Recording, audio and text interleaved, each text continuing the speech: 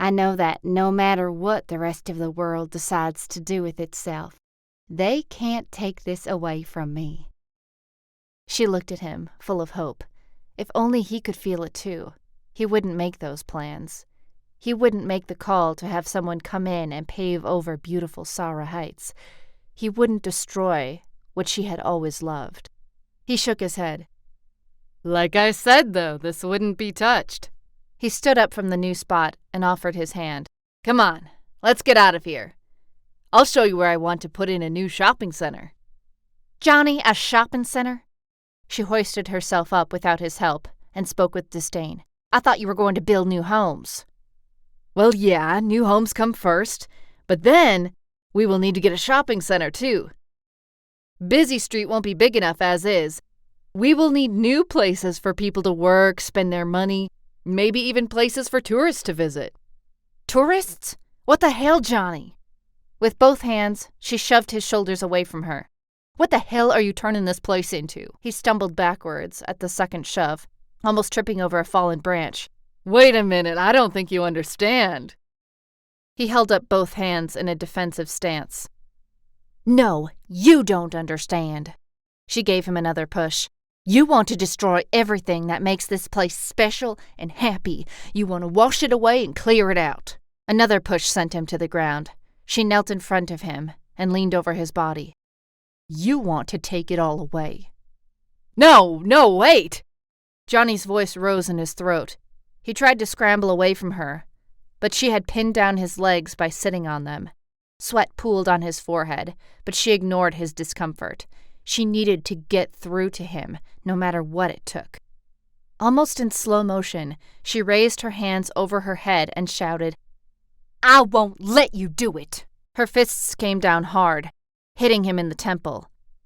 "You can't take it away!" She threw her fists down on him again. She continued to yell, throwing punches at every syllable.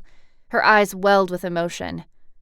She wouldn't allow anyone to take away what she loved, a place full of people who kept quiet and cared for each other more than themselves. Johnny didn't move. He lay still on the forest floor, but all she saw was the face of the man who was going to change everything. And the more she thought of it, the angrier she became. When her emotions were finally still, she inhaled deeply. If Johnny didn't understand the importance of keeping Soura Heights the way it had always been, he sure understood now. She climbed off him and offered her hand the same way he had offered his. "Come on. I think you get it now." But he didn't move. His body was still.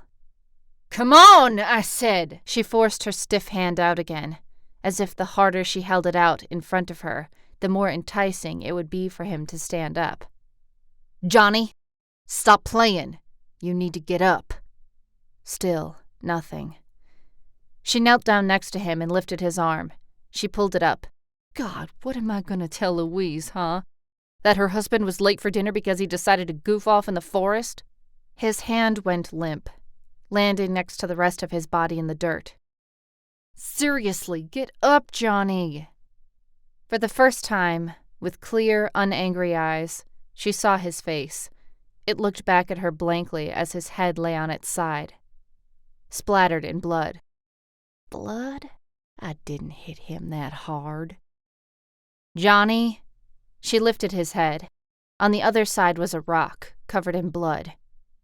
She didn't cause any noticeable wound where her hands hit, but there was a clear laceration to his temple where he hit the rock.